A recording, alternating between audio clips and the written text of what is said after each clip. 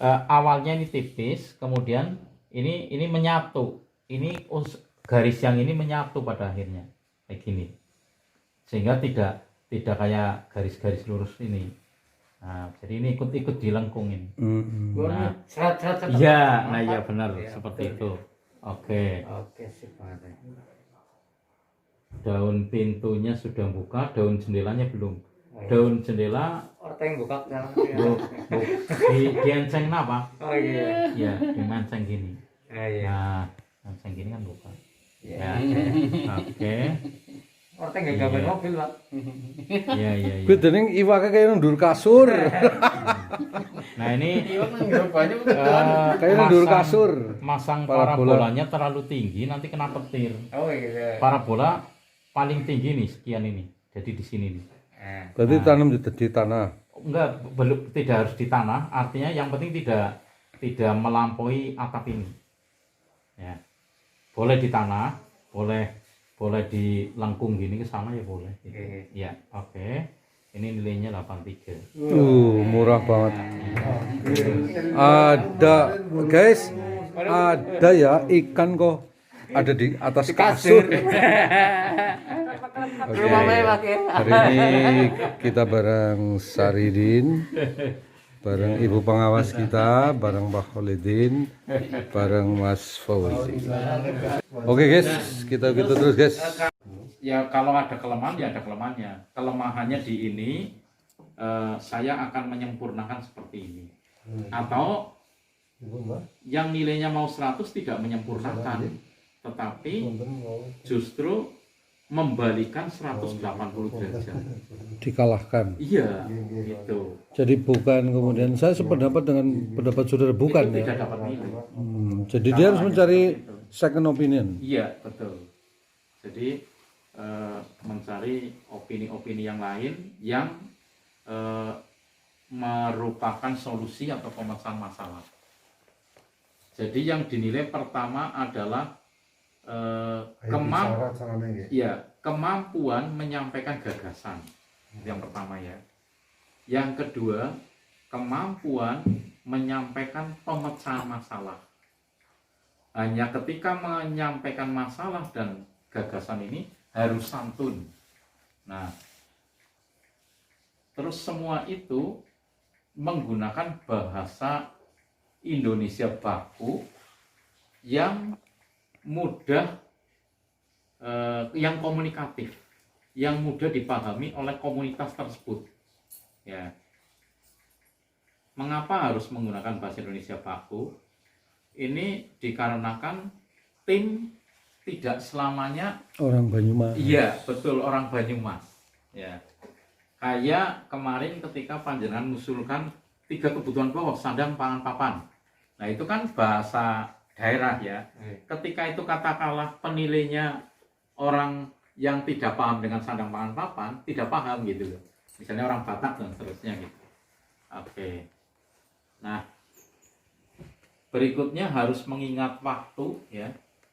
Mengingat waktu. Misalnya di situ diberi waktu dalam diskusi itu 15 menit umpamanya. Pahami betul bahwa paling tidak panjenengan itu sudah gagasan dan pemecahan masalah paling tidak sudah 5 poin.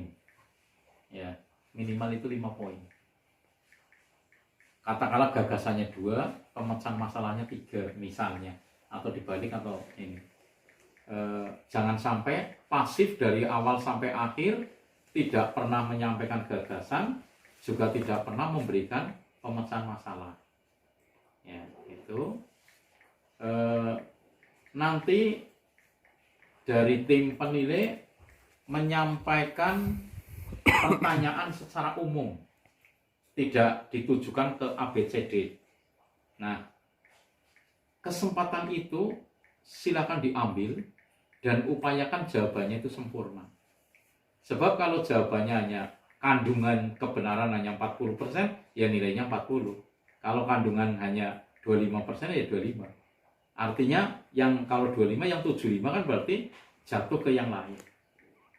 Ingat bahwa di sini untuk jabatan yang sama, temanmu adalah pesaingmu. untuk jabatan yang sama ya itu. Nah itu artinya apa?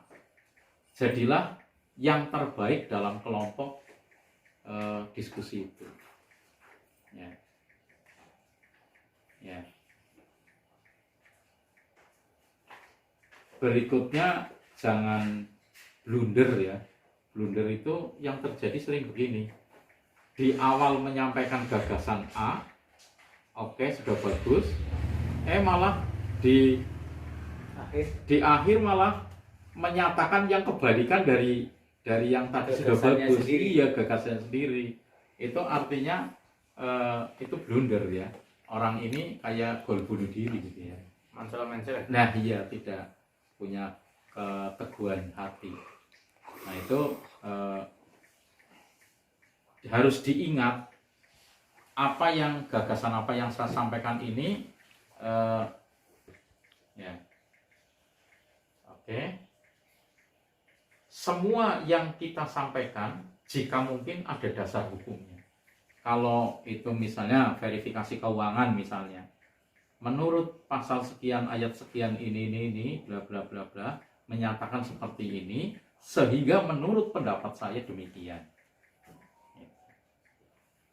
Atau di situ misalnya pengembangan SDM, sumber daya manusia di organisasi itu dasarnya pembinaan PNS misalnya. Nah itu dikemukakan dasar dari mengambil kutipan dari UU ASN atau dari sumber-sumber yang lain. Nah, sehingga di sini yang jadi pedoman misalnya seperti pedoman pelaporan pengelolaan keuangan UU ASN, kemudian yang internal mengenai Kemenak, artinya yang di kementerian lain tidak ada gitu ya, atau ciri khas yang ada di Kemenak apa. Nah kemarin yang di ujian yang di Solo untuk para kepala dinas, calon kepala dinas itu malah diskusinya masalah renstra ya. Iya, rencana strategis. Ya, artinya di situ katakanlah itu akan menjadi kepala kantor. Ketika saya telah menduduki jabatan itu, apa yang akan saya lakukan, apa yang akan saya kerjakan?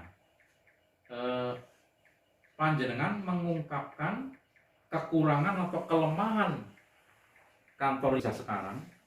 Kemudian itu akan dibangun, dicarikan solusi yang demikian. Itu kan katakanlah walaupun beda kabupaten, tetapi kan masih setara ya, sama-sama kantor Kemenak gitu. Kantor Kemenak itu tiap kabupaten ada klasifikasinya apa enggak? Kelas A, B, C gitu. Ada ya. Nah itu. Jadi nanti yang membedakan itu klasifikasi kelasnya. Iya. Nah itu. Nah itu gambaran-gambaran. Berikutnya yang perlu dihindari, jangan terlihat nervous atau grogi di depan penilai. Nervous itu ditunjukkan dengan pertama keluar keringat dingin di ruang AC misalnya. Yang kedua suaranya jadi tersedak ya, kayak napasnya nggak lancar. Yang ketiga gagap, seolah-olah kayak gagap gitu. Nah iya. Berikutnya kalau menyampaikan gagasan katakanlah 4, ya 4 ini berakhir, jangan kayak mau dilanjut tapi tidak ketemu gitu loh. Itu sering terjadi seperti itu kan ya. Maksudnya ini mau menyampaikan sebanyak-banyaknya, tapi kalau kemampuannya hanya 3, ya saya akan menyampaikan 3 hal bla bla bla kayak gitu. Jangan seolah-olah mau lanjut tapi nyatanya berhenti. Itu konsepnya kan tidak jelas. Ada 4 ternyata cuma 2 ya. Ya, saya akan menyampaikan 2 saja. Itu dari awal itu. Ya, oke. Iya. Ya. Jadi untuk diskusi saya hanya menyampaikan info-info pengalaman yang selama ini, karena saya memang tidak mengajarkan secara khusus itu. Sekarang akan saya lanjutkan yang wawancara.